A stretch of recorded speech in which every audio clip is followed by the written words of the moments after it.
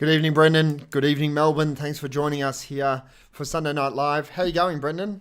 Doing very well, Father. How are you going? Yeah, I'm very well myself. Thank you very much. Thanks for joining us back here.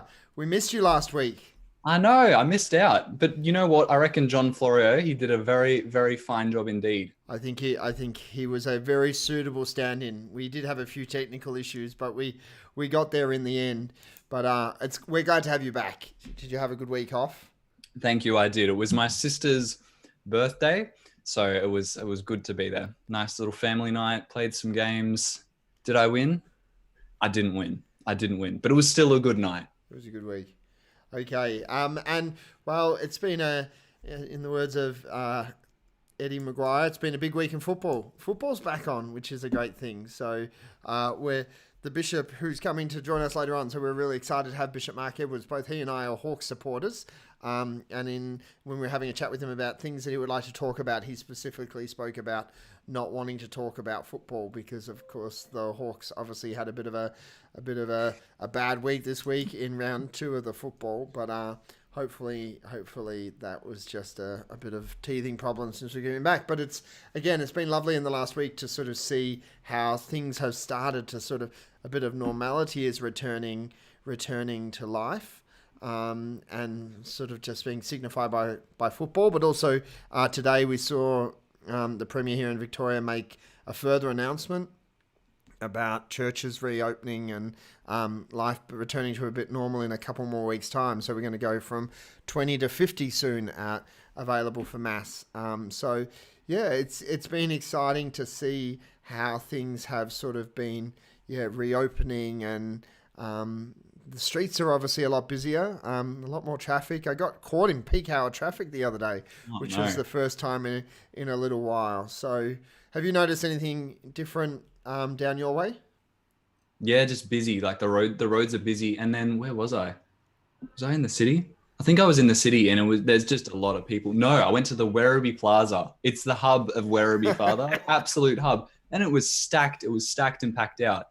I feel like, where did I go? I went to Schnitz, and 20. It was a questionable 20. I'll tell you that. Questionable 20. It was. You It was were about to pumping. report them, were you? Schnitz was I the was place I to was be. on the phone. I don't know who I would call to report that, but Schnitz was pumping. Yeah, it was good food too. But otherwise, no, just a lot of people. Feels like it's going back to normal. And the sad thing, of course, is that certain things that we've been enjoying during COVID are going to start sort of, well, they have the chance of slipping. And of course, I've been enjoying board games, and which is a perfect segue to our new segment, because we've been looking for a little segment for you, Brendan, and we gave you a week off, and we Desperately, really yeah. wanted you to start a weekly segment as part of the podcast, and we're going to get to the cello in a minute, but your Brendan's top five, Brenno's top five. Each week you're going to give us your top five something, and this week we're going to do top five board games. What? Yep. Are we going 5 to 1 or 1 to 5? Where are we starting? We're going 5 to 1. We're building right to the top. And when you suggest, we needed a segment, I needed a segment. You're doing well with the gospel and the readings. We But needed to give you something. I needed something. I was sitting here and my Bit of cello ownership. thing really isn't improving, so that wasn't going to be it. I would love it if the segment was what piece has Brendan learned this week? But that's and when you suggest, I think you suggested the Brendan's top five, and I said top five what? And you said exactly. I'm like, done. That's good. It's got to be something. It's going to keep us slightly more enthralled than has he learnt the cello. That's it. And we've started with something big, which is board games. And things that you know a lot about, because you and I, since the lifting of restrictions, have played board games on a couple of occasions, and you are very good at board games. So I feel that you're starting really strong with a topic that you know quite well. But hopefully, I would consider myself an expert. So I wouldn't. Number five. What is the number five? Okay, number five. Here's the hard thing about board games. I'm not about to monologue about board games. I easily could, but I won't. Board games come in many forms, and there's different kinds of board games. You have party games, and that's with lots of people. And then you have strategy games, which usually tend to have about 4 people. And then you have like the intense, like one-on-one kind of board games. Father, you haven't gotten there yet. I haven't got that far. But I am excluding role-playing games, which Dungeons and Dragons fits into. That's where you have to read a script. No, you don't read a script. It's impromptu, Father. Oh. Impromptu. And you do really what you do wonderfully at just speaking. You know. Yeah, okay, I don't know. So just as an example, so in the com box, for those who are watching live, if you've got any suggestions, but Will has put in battleships. Now, what of this category of board games, where does battleships fit? Well, it depends. I have seen there's a form of battleship that you can play with multiple people, but I would put that in the category of an intense one-on-one strategy game. Okay. You got to think, you got to know your opponent. And you're going to win. So that goes into that category. Sorry, number 5. Number 5, come on. I've put in it's a party game, and you know it, I know it. It's Throw Burrito. Classic. Absolutely classic game. Did you see it coming? I was greatly disappointed by Throw Burrito. Apart from the fact that when I went to buy it for your birthday, which we did a few weeks back, I did actually go in and ask for the taco game. I got the wrong Mexican food. So she was a little bit confused. Greatly disappointed. We haven't talked about this, Father. What happened? There was just a bit too much action. No.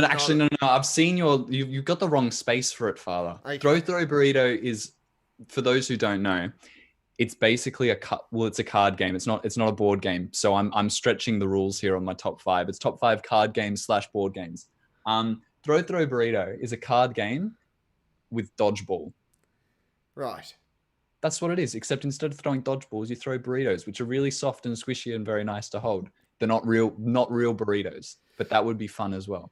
Yeah, I played with someone who decided to use it as an opportunity to get some pent-out aggression out of their system. So very soft burrito almost caused a great deal of damage. So I think it can stay in your top 5. It's your top 5. We're not going to. It's my top 5, and I'm putting it there because I had to put a party game on the list, and that's the one. But it might need a caveat of just be careful who you choose to play it with. Yes, very true. That's number 4. What have we got? Number 4. Actually, this is sort of a party game as well. Werewolf, aka Mafia, aka Assassin. Okay. Really good social deduction game. Have you played it before? No.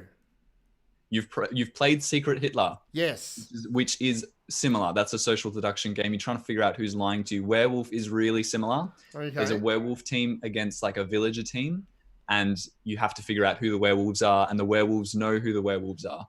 Right. Number 4, Werewolf. One. Okay, well, there's a new one for me to add to my list. Number 3, we're making our way through Brendan's top 5 board games of all time. Top 5 board games / card games. This is an intense one-on-one. This is an ageless classic. It's chess.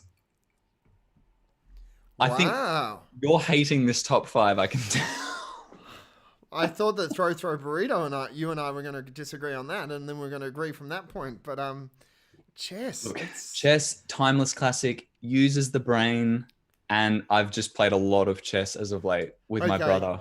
Okay. That's number 3. Number 2. Before you get to number 2, we've had a few suggestions in the combox. So Will, again, is speaking about Monopoly, which I think is a good one. Murder in the Dark, not probably a bird game, but a board game. But it is the game. Dixit is where it's at, says Jerry. Yes, Dixit is a very good. Have you not played that before? No, is it on your list? That's a classic, actually. That almost goes in its own category. It's a party game, but it's unique. That's worth playing.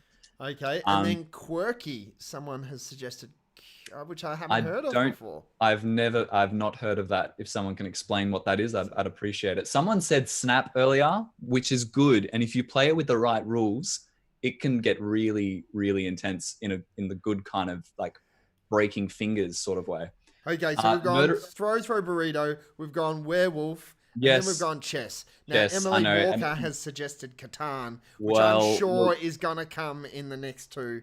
If it doesn't end up in your top 5. Hold your horses. Let's not skip to the higher ranks here. Number 2, I'm second guessing this, but no, it is Risk. Risk, okay. Now, that is that's a good combination between strategy and chance. And the reason why it reached number 2 is because a lot of people have played Risk. And that's what I think is good about board games. No one likes the really long explanation at the start. So if people know what it is. And I played Risk years ago, if you know what I mean. A number of these other games are a bit new and a bit sort of younger people's games, but I played Risk growing up. So I'm a bit of a Risk fan at the moment as well. So I'm picking up what you're putting down there, Brendan. Okay, well, I'm good. We'll have to play. We haven't played a game yet, but I'd be interested to see who would win that one. Sorry, throw Burrito, Werewolf, yes. Chess, yes, Risk, yes, and Brendan's top number 1 board game / card game of all time. It's not Twister. Someone said Twister. And it's not Monopoly. Monopoly, literally. I should do a bottom 5 at one point because that would hit the absolute bottom. Number 1, Emily got it right. It's Catan. And I have seen you play Catan, and you have this really weird ability to look like you're not winning, and then before you know it, the game is over because you've just come from behind. So I can understand why Catan would be at the top of your list. Do you know, the one thing I am a little bit annoyed about with Catan is that it's limited to 4 people, and then you get the expansion pack, and that only, like, you go, right, expansion pack, maybe that goes to 7 or 8 people, but it only gets you 1 extra player. So I know. But that's obviously that second category of game. But again, it's fantastic because a lot of people have played it. And I've said it to you, Father, and I reckon I really want to get the gears moving on this. I don't know if some of our listeners are keen, but I reckon a Catan championship at some point. Young Catholic Melbourne's Catan championship as we're coming out of COVID. And I've seen you. I saw that challenge that you made to that priest in New South Wales, state versus state. Yeah, Father Josh Michaels.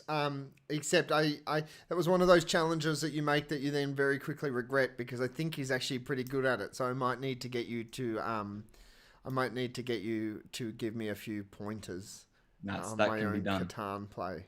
So that's my top 5, Father. I reckon. I'm really interested to see, do people find this remotely interesting, or should I just stick with the challenge? Well, I think one thing, even if you didn't find this remotely interesting, but you've got a top 5 that you'd like to get Brendan's top 5 on in a future week, make sure you put some suggestions into the com box, or send us an email or a message via Facebook for what you'd like to see Brendan's top 5 for next Sunday Night Live.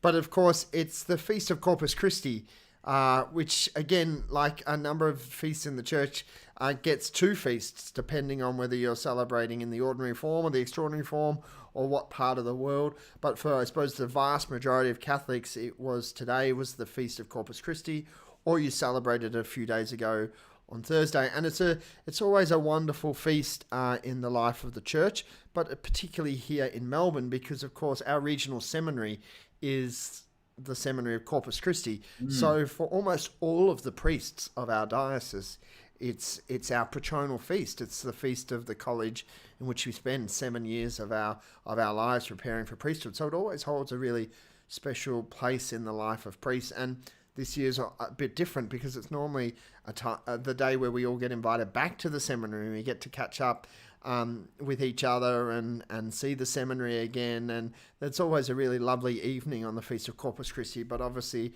with COVID-19 this year, that's all a little bit different. But in our churches, it's also obviously a weekend where we would normally have periods of extended adoration of the Blessed Sacrament and Eucharistic processions, but all of that was sort of curtailed a little bit this year as well. But we still, at least in my parish, were able to celebrate it in a beautiful fashion. And I saw on Facebook and social media a number of other parishes that still managed in their own ways. You were at Gladstone Park today, Brendan. Did they celebrate Corpus Christi in any particular way? Yeah, they did. Fortunately, I was very blessed to be able to be a part of the procession that they did. Yep. I was the thurifer, so I got my thurable, and I did it. I feel like I did all right. You did all right. Did you walk backwards or forwards? Because in different places, the tradition is that the thurifer walks backwards in front of the Blessed Sacrament in a Eucharistic procession, which is always That's Makes beautiful.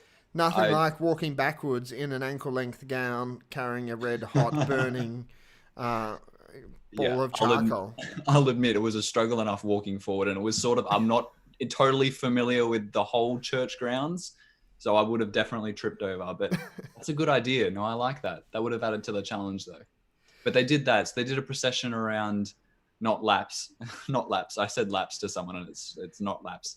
It's a lovely procession around the church. And yeah, it was beautiful. Yeah. No, I didn't do any 360 Spins thurible with a swings. thurible. It was tempting, but I didn't. I What did your church do?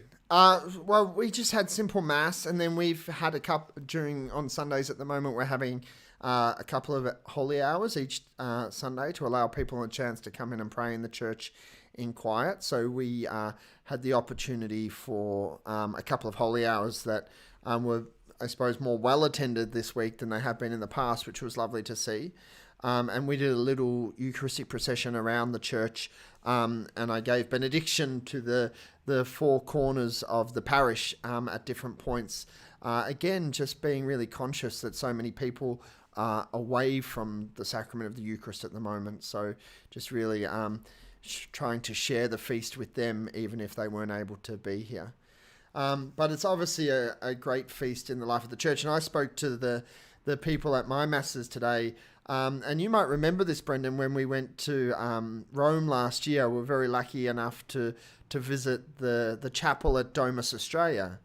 And I was speaking to my parishioners about the fact that it's been a long-standing custom in the church for nations, in particular large nations, to have a church in Rome, in the Eternal City, to show the unity of the different national churches or the different nations with the city of Rome. So there's a Polish church and an Irish church and a German church. And in addition to churches, they've also traditionally had colleges where students have gone to study. So we spoke last week with Father Michael Buck, who has been studying at the North American College because Australia doesn't have a college in Rome.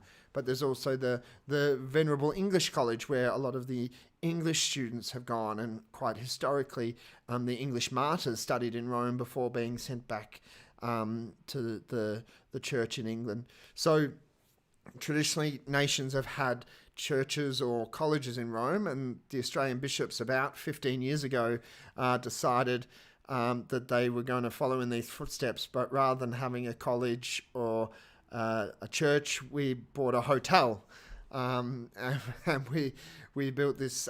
Well, it's a pilgrim house, but it's a very nice pilgrim house called Domus Australia, which has given the church in Australia a presence in the Eternal City for the last 15 or so years. And we were lucky enough to go there last year on our way to Spain and visit the beautiful chapel. There's this lovely chapel that has been renovated as part of the Australians taking over this space. And I was talking to my parishioners about it today, that in the different chapels, the side chapels of this beautiful church, there's been a series of paintings commissioned that show significant moments of the life of the church in Australia and significant characters. And they were commissioned by an artist from Sydney, Paul Newton. And people might know him because famously he painted the image of Our Lady of the Southern Cross that hangs in St. Mary's Cathedral in Sydney.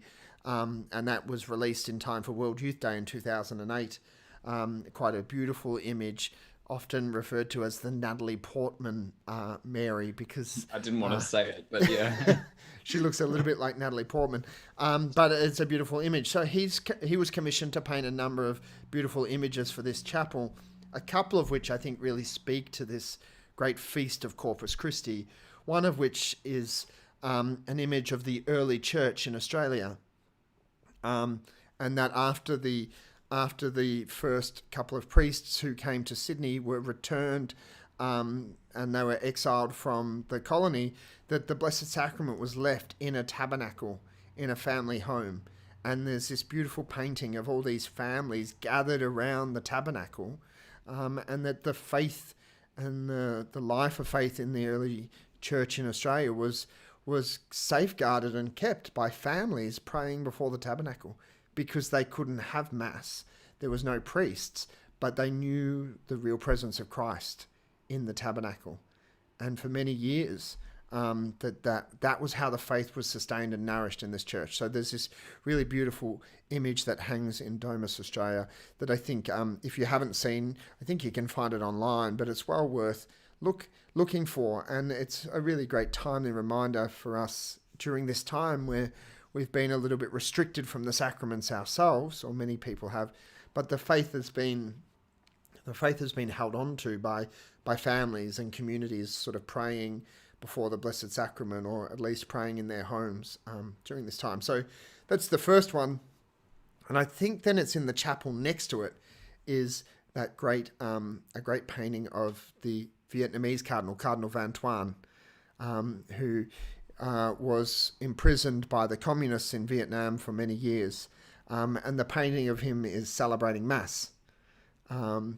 But he's not wearing any beautiful vestments.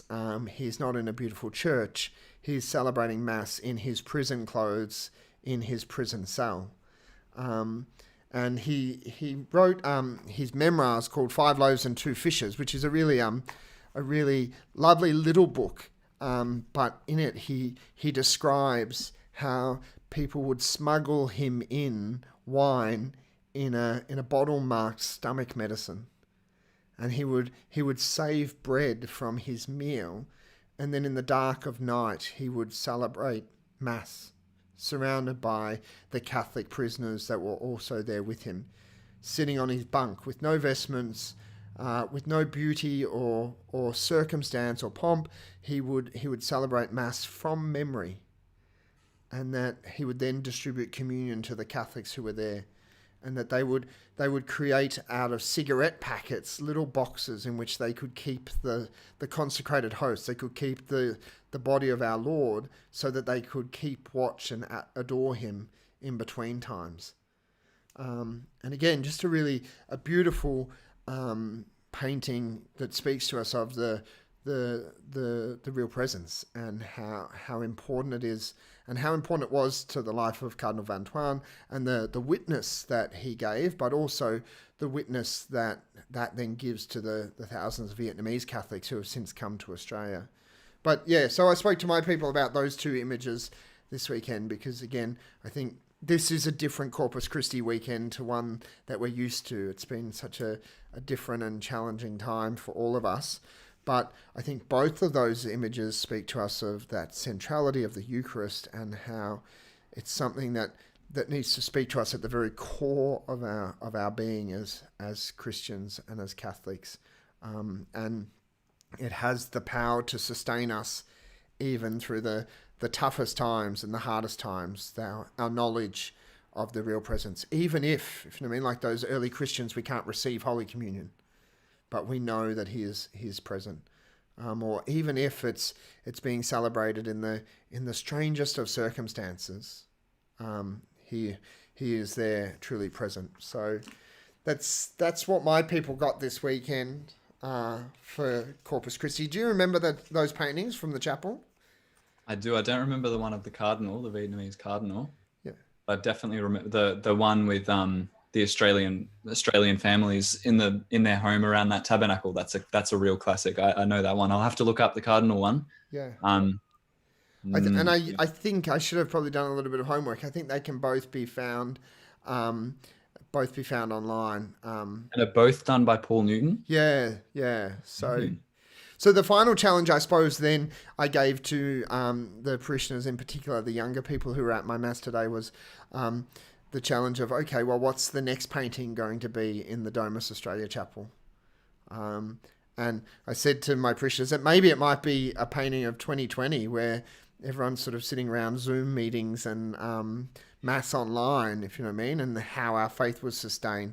But I then said, okay, well, but more seriously, like, who's going to be the next saint, or the next Christian community from the Church in Australia? And that's the great challenge of the Eucharist for each one of us, is that we receive this great gift of the Holy Eucharist, so that we can go out and we can transform the world in which we live. So You never know, Brendan. It may be Brendan of Werribee that may hang in the chapel of Domus Australia one day.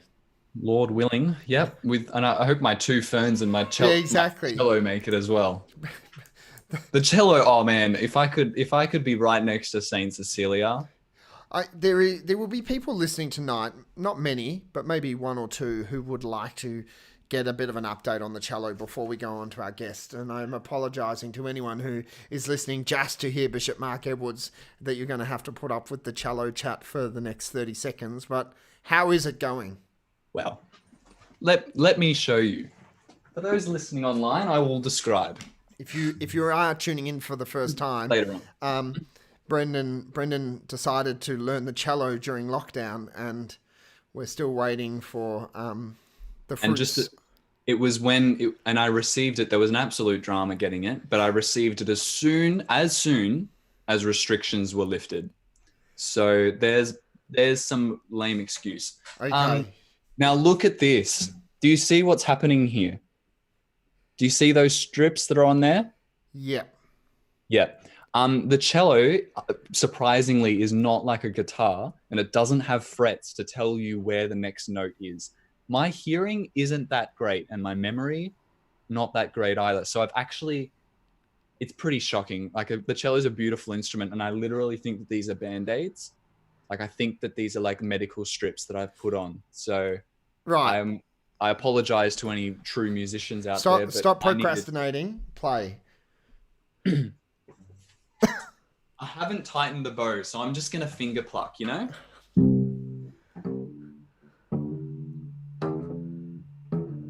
See? I can... there was 3 notes.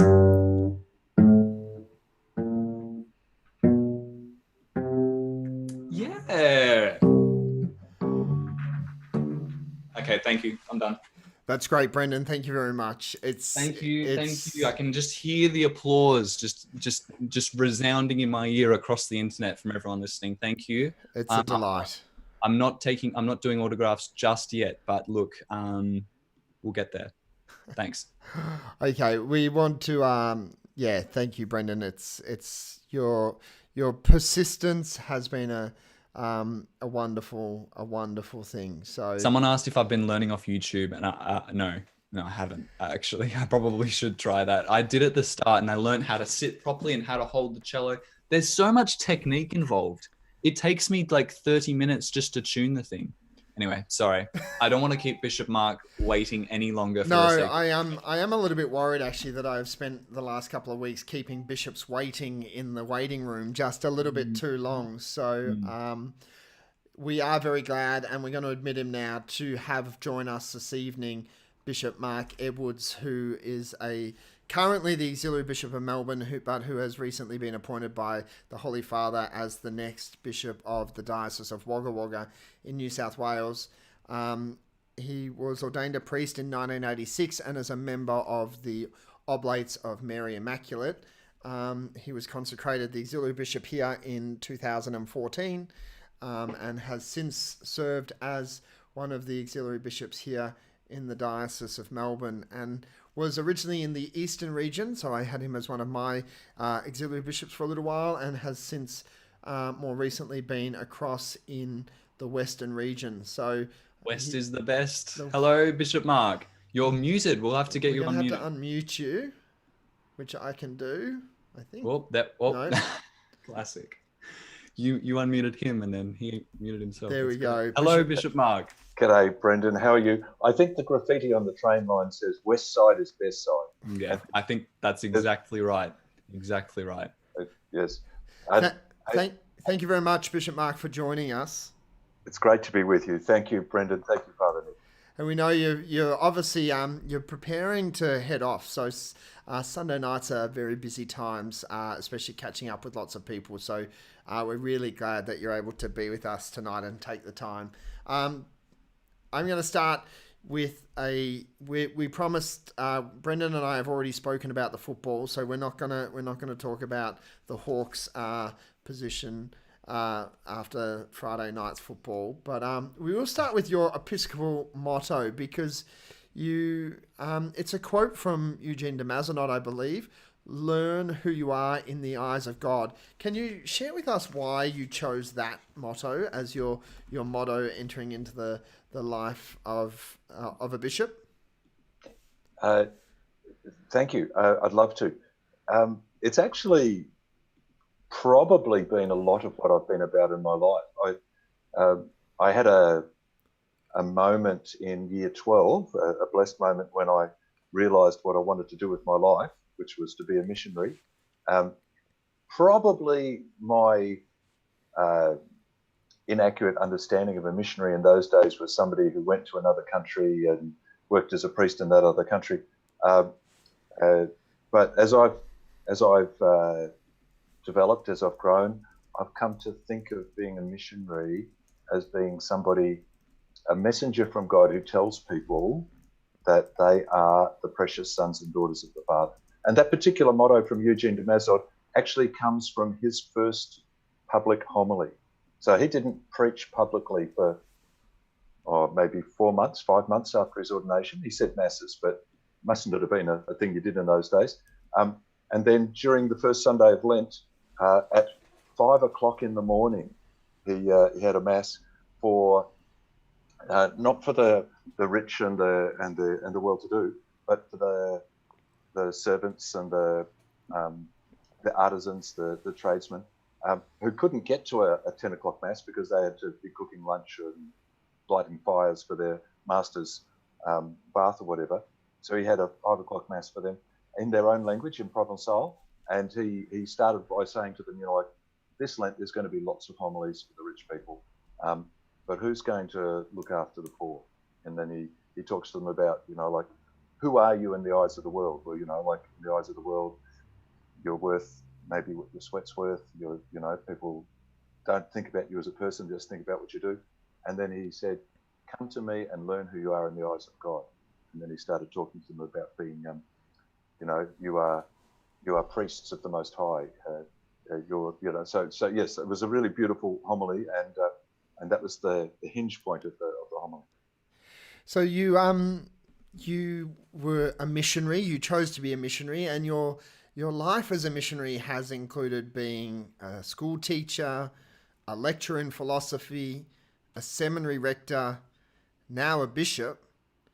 Has there been one of these things that you've enjoyed more than others? Like, was there one of those things that really you found fulfilling?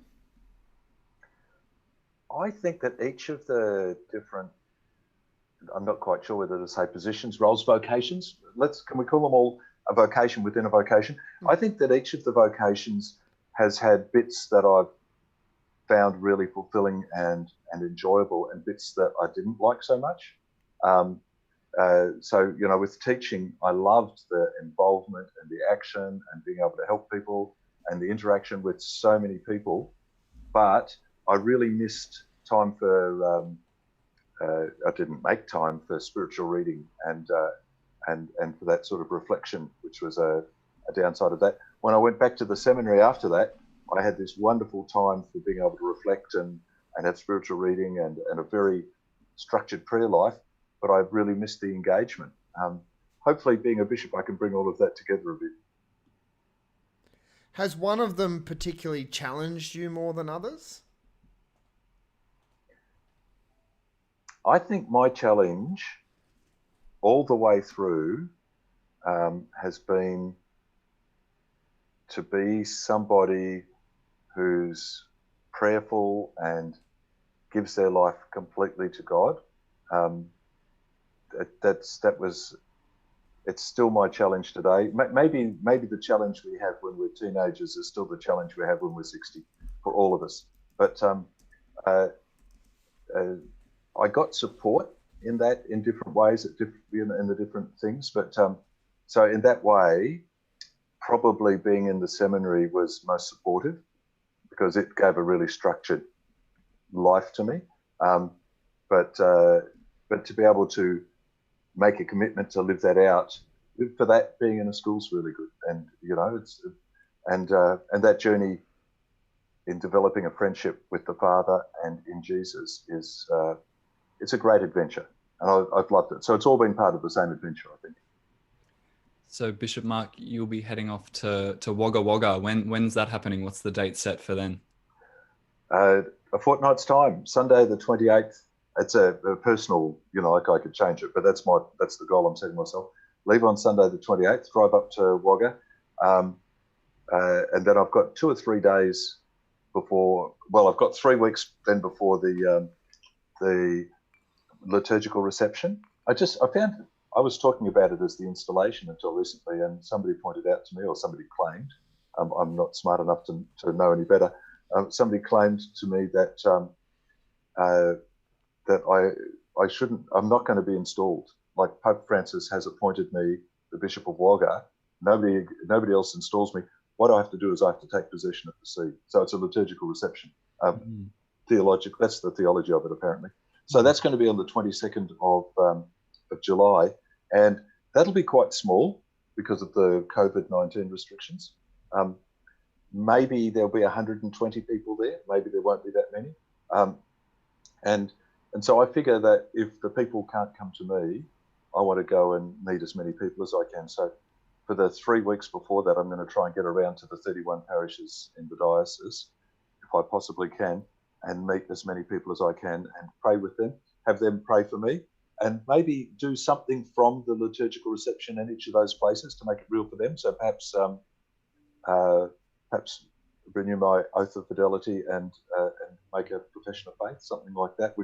And then pray together around the scripture reading from Mary Magdalene from the installation. I just about said from the liturgical reception. Yeah, so I'm looking forward to being a part of the diocese already in that way. And it's exciting. It's exciting for Wagga, but I suppose there's a touch of sadness for the western suburbs as well, because you were our bishop for quite a number of years. You've looked after a lot of uni students and other young people. I was wondering, do you have a message that you want to send out to those young people that you've been ministering to for the past couple of years? Thank you. I do. But can I start by saying the sadness is on the inside of me as much as it is anywhere else. When I think about leaving my friends and the people I know, and yes, I'm deeply sad. And I know because I've had to move a few times, even when I moved from the east of Melbourne to the west of Melbourne, I was sad. Moving up to Wagga, I'm going to be deeply sad. So I'm not going to pack on my own. I'm going to get somebody else to help me to pack so that I can sort of like at least be sharing it.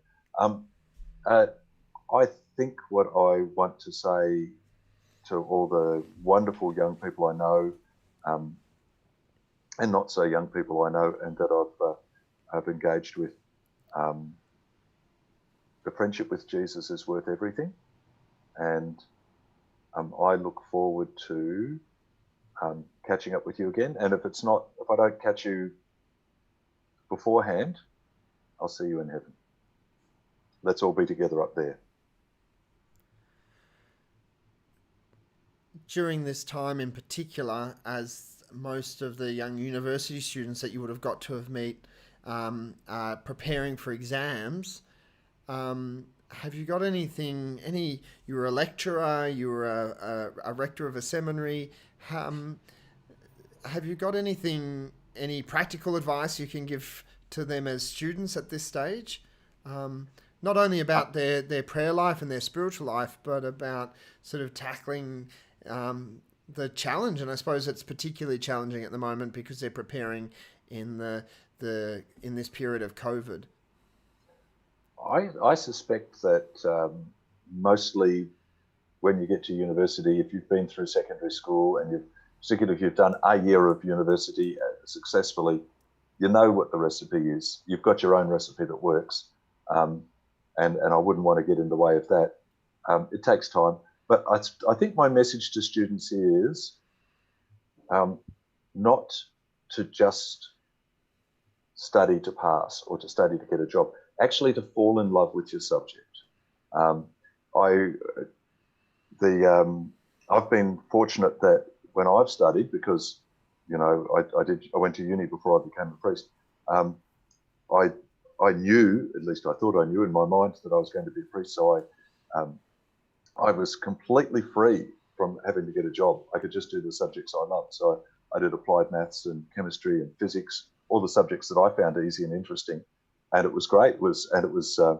I was able to see the world that to understand a little bit the world that God was making and made for us, and it was really wonderful. And since then, I've been able to do a little bit of philosophy in later years, and once again with that, I've been able to follow my passion.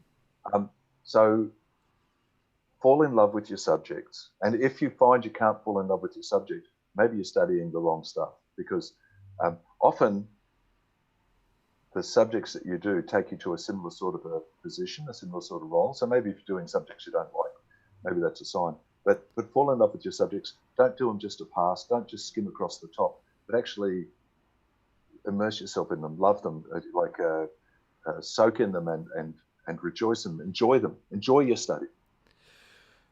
You speak about coming to a greater understanding of the world and the world in which we live. But I suppose one of the things that we've all experienced over the last 3 or 4 months has been a world that has changed quite dramatically, and a really different experience of living in this world. So we've been asking all of the guests that we've had over the last couple of weeks, has there been something that this experience of COVID-19 and quarantine and lockdown has been something that it's taught you, something that you're going to carry with you beyond this time into life beyond lockdown? Absolutely. I think I would have described my life before COVID as frantic, and now it's much more regular. Like my diary took a big hit. I still had plenty to do because I had all these projects that I love doing, and I was working on those. But between the projects and the prayer and my hobbies, like that was and walking every day, that was a lovely full life. So I'd like to take some of that structure away and not get frantic again. I think I want to throw myself into the diocese, but maybe I want to keep some structure as well. Yeah. So Bishop Mark, you were appointed by the Holy Father to be the next Bishop of Wagga Wagga. Can you share with us how you found out? How did you find out about the news? Yes, it was Wednesday. I don't know, Wednesday, probably 3 weeks ago now, and my phone's battery was flat when I woke up in the morning, so I stuck it on the charger, which is in the bedroom, and went to my office and worked away. And about noon, I went back to my room and picked up the phone, and there were 3 missed phone calls from the Papal Nuncio. One at 8 o'clock, one at 9 o'clock, one at 10 o'clock with a text message, one at 11 o'clock with a WhatsApp message. I thought, oh, I should probably ring back. And you know, the Papal Nuncio hasn't rung me since I got a message saying, the Holy Father wants you to be a bishop, would you accept? So I had a fair idea that there was going to be something like this. But I was, for whatever reason, I was completely convinced that he was going to say the Holy Father wants you to be the Bishop of Port Pirie, because Bishop Greg O'Kelly, who's there, he's 79 now, and when he said the Holy Father wants you to be the Bishop of Wagga Wagga, I just about fell over. I had to sit down.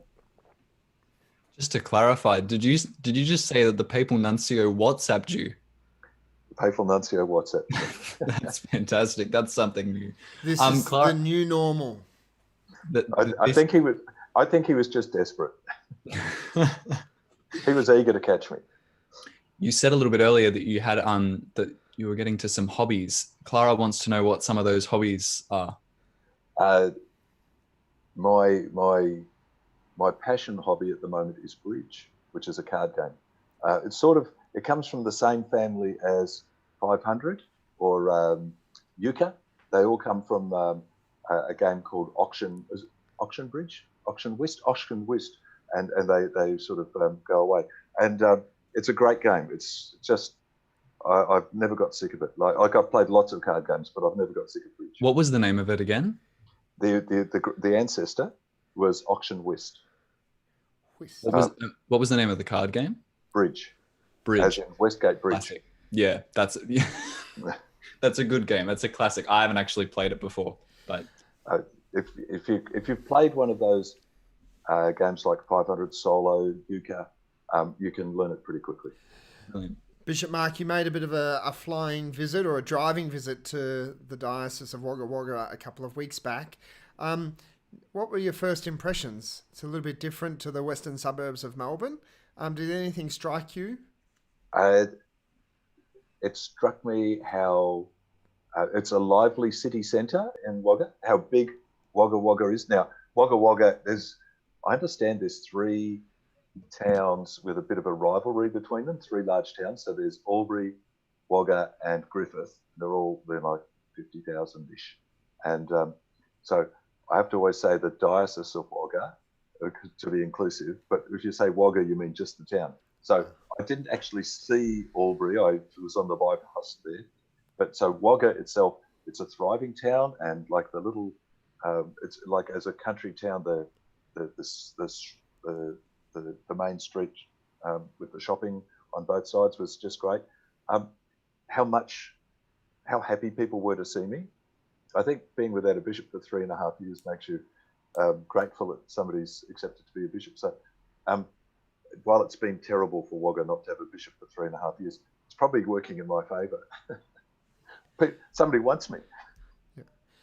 One of it's the Feast of Corpus Christi this weekend, and obviously the Eucharist is central to the life of a priest and a bishop, and especially in some of those rural areas where there's a sort of a scarcity, or priests are a little bit further spread, and the Eucharist is a little bit harder to get. How have you found during this time of COVID, where I suppose we've all had a little bit of an experience of that, of people being a little bit more separated from the celebration of the Mass? How have you found that as a bishop and being separated from people in the celebration of the Mass? I was as a school teacher, we had Mass 5 days a week at the school, but on Saturday we always said Mass on our own because there was no people around. So the priests would be together saying Mass. So it's sort of been like 8 weeks of Saturdays. So for me, probably not so distressing, but distressing to see people really want to be able to be at Mass and not be able to be there. In fact, so just thinking about Saturdays, if I had to think about an analogy for our last 8 or 9 weeks, how would Holy Saturday sit with you? We've just been sitting in the silence waiting for the resurrection. And I suppose we know that Holy Saturday doesn't last forever, that the resurrection is around the corner. So it is the Feast of Corpus Christi, and obviously our seminary here in Victoria is under the patronage of Corpus Christi, or it's Corpus Christi College, and Vianney Seminary in Wagga Wagga. So Wagga has its own seminary for the diocese there. You've got a long history in formation and forming the priests of the future, and you've had a great passion, and I know this personally from your time here in Melbourne, in the work of supporting and encourage young people in their discernment. Have you got a message either, I suppose, for the Melbourne students as you're departing, or for the students preparing for priesthood in Wagga Wagga? Can I have the same message for both? Yeah. When I was being ordained a priest, one of my oblate brothers came up to me, a couple of years older than me, and he told me a story about his interaction with Francis George, later Cardinal Francis George, but at that time the Vicar General for our congregation. And he said to Francis George about how, my mum wants me to be like this, and the seminary director wants me to be like that, and my friends want me to be like something else, and I just feel really torn, and all over the place. And Francis George said to him, "You don't have to be the priest that your mum wants you to be, or your provincial wants you to be, or your friends want you to be. You've only got to be the priest that Jesus wants you to be." And in some ways, that makes life much simpler because it's just focused. Another way, isn't that even more challenging? Because the bar may be a little bit higher even. But I think that's certainly true for those of us trained to be priests. But in the other sense, like the priesthood of all the faithful, maybe that's true for all of us, that all of us have to be the priest that Jesus wants us to be as well. But yes, it's a great adventure, eh? No, it is. Bishop Mark, what are you going to miss most about Melbourne? Being 40 minutes down the road from my mum. That's from my mum and dad. I'm going to miss that. Friends. I think it's always what you miss is friends and family, and I'll miss those very much. Got a couple of questions here in the combox, Bishop Mark, from some of our listeners. So if you want to go, we'll do a fire quick round, 10 seconds or less answer responses. Okay. Are you ready to go? Yes, no answers. Here we go. All right. Well, I don't know. We'll try. We'll see if we can get the yes. I don't think I can form these in yes, no. Okay, no worries. I'll give a single sentence answer if I can. Beautiful. This is a bit tough. What has been the greatest highlight of being a bishop in Melbourne so far? Doing confirmations. I'm going to expand on that. Being a minister of the Holy Spirit, anointing somebody's forehead and saying, be sealed with the gift of the Holy Spirit, and they are. That is literally awesome. Beautiful. In the deep meaning of awesome.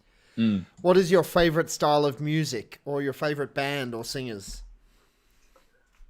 I don't listen to much music, so I do podcasts, and you guys might be on the rotation now, but I don't do much music, so it's going to be religious, but it's going to be a wide, it'll be everything from Taizé through to Gregorian chant through to Matt Maher. It's all that sort of stuff, but not wed to any of it. All right. So what's your favorite podcast then? At the moment, my favorite podcast is on the Fathers of the Church. It's really powerful. I'm up to about podcast 15 on that one at the moment. Who's your favorite saint? That's Eugene de Masnod. I can't answer any other question for that. Eugene de Masnod is a wonderful, wonderful saint. Do you know, I didn't know much about him for a long time, and I was pining for a relationship with him, and I had a retreat where pretty much the one thing I wanted from the retreat was a relationship with him. And towards the end of the retreat, I was reading a little book with his letters in it. We've got lots of his letters. I was reading one of those, and he was writing back in 1854. He was at he was in Rome at the Declaration of the Immaculate Conception, and he wrote back to his oblate saying, "Look, I'm here with all these superior generals and founders of congregations, and I can tell you there are some wonderful men here, saints, energetic, great vision, but there's nobody here who loves his priests as much as I love you." And at that moment, I just started crying, and that was, like, if you like, the start of that deeper relationship that I've been longing for. It was great. Your favourite place to get a kebab in the western suburbs of Melbourne? There's a van about 150 metres away from where I am, and they are very good. And it's got to be the land, though.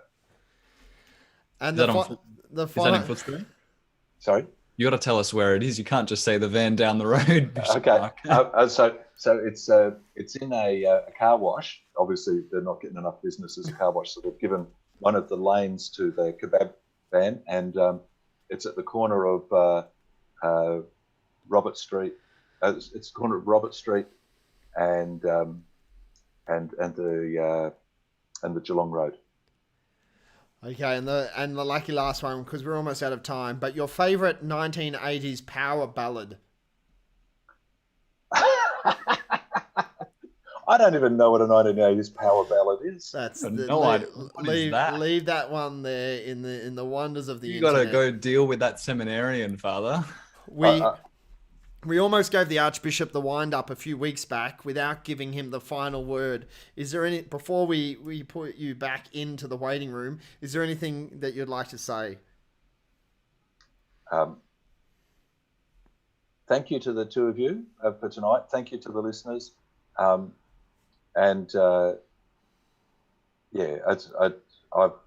enjoyed very much being a part of Melbourne and being a part of the community that you guys are a part of. It's a wonderful place and a wonderful community. Enjoy it, build it up, be saints. Well, thank you very much, Bishop Mark. We very much appreciate all that you've done and your contribution to the church here in Melbourne as well, and for giving up your time this evening. I think one of the sad things obviously will be that obviously with the current restrictions, many of the young people who I know have spent a lot of time with you at World Youth Days and other events will not get the chance to say goodbye. So let us say goodbye on their behalf, and be assured that we continue to pray with you as you move on to this next stage of your ministry for the church in Australia. So thank you very much. Thank you, gentlemen. Thank you, everybody. Bye. Cheers. Always. Thanks, Bishop Mark. Well, thanks very much to Bishop Mark for being with us and for agreeing to giving us some of the time that his very valuable time at the end of his time here in Melbourne. Thank you, Brendan. It's been another full podcast, so thank you as well. We look forward to catching up with you again next Sunday night. You'll be back. Hopefully the cello will be slightly more fine-tuned. If you are... I'll get a song for you. You got any requests, Father? Any requests? No, just... What's your favourite 1980s power ballad? I was a young child in the 1980s. Contrary to popular belief, I'm not that old just yet. So again, just a reminder, if you're listening to us live, make sure you head over to Facebook and follow us at facebook.com/Melbourne Praise, where you can also join us throughout the week for morning prayer at 7:30 a.m., the Holy Rosary at 12, and the Chaplet at 3 p.m. Otherwise, you can find the podcast at Google Podcasts and Apple Podcasts if you just search for Melbourne Praise or Sunday Night Live. And you can also find us at melbournepraise.podbean.com. But thank you again for being with us tonight.